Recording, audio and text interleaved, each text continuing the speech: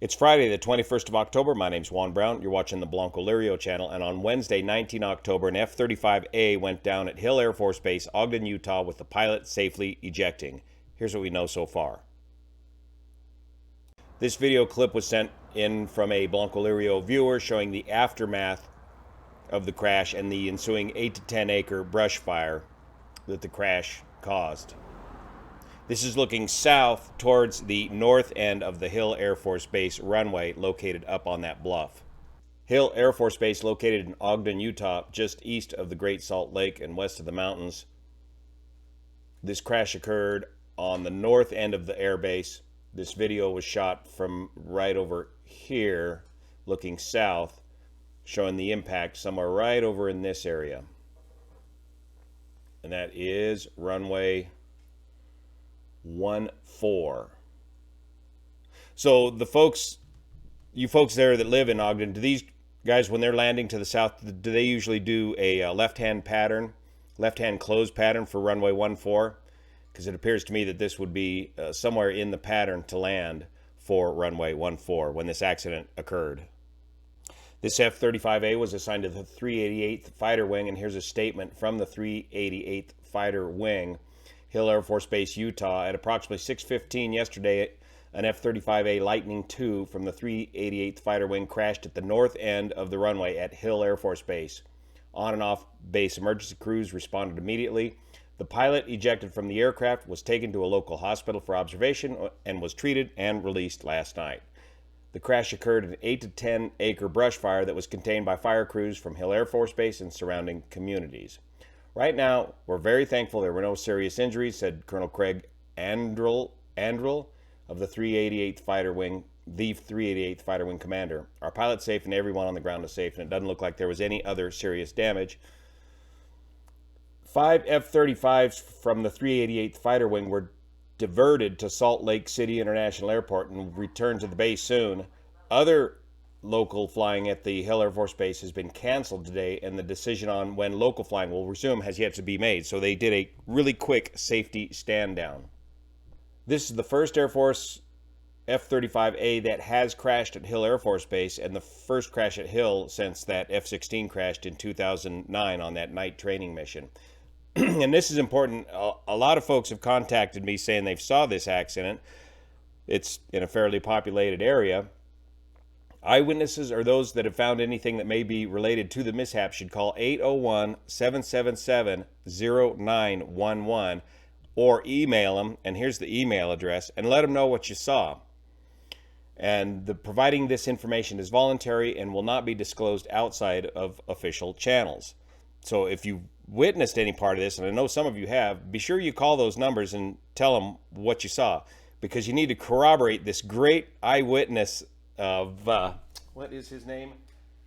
13-year-old Mitt Nelson gave a great, one of the best eyewitness reports I've seen in a long time. Check it out. Here he is, young 13-year-old Mitt Nelson, who was out riding his dirt bike, paying attention with good situational awareness as to what was going on around him. He heard something unusual in the pattern of this jet flying overhead. He looked up and he says that he saw smoke trailing from the single engine of the F-35A before the pilot ejected. So based on what Mitt's saying here, it sounds like this ejection was the result of a catastrophic engine failure fire of this F-35A in the pattern at Hill Air Force Base.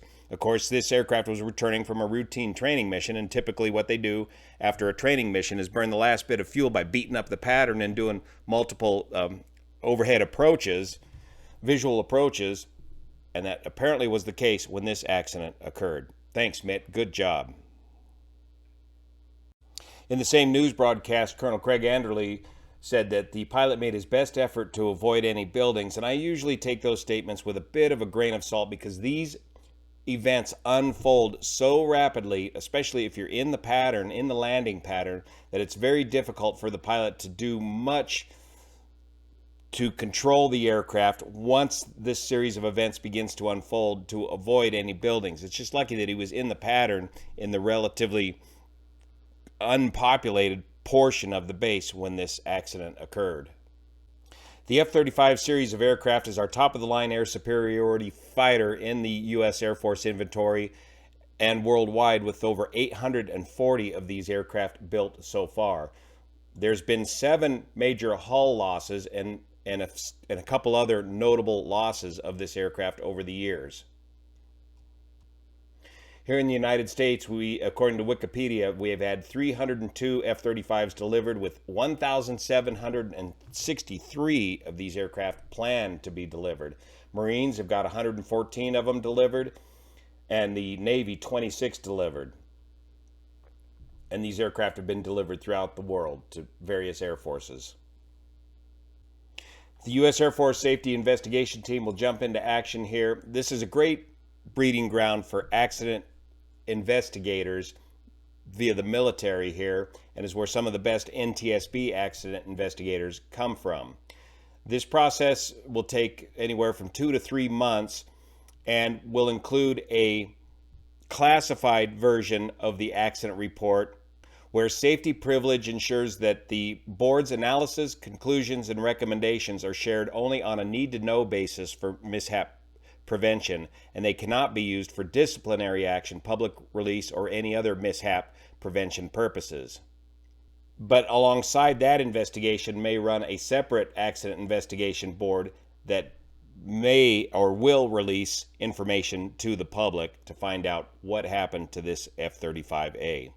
Thanks so much for your support of this channel, especially the folks over on Patreon that make this content possible. I got to head off to London. See you here. Hey, and by the way, this Veterans Day weekend, November 11th and 12th, stay tuned for a very special event that we're going to be putting on right here at Nevada County Airport, Grass Valley, California. Stay tuned for that. See you here.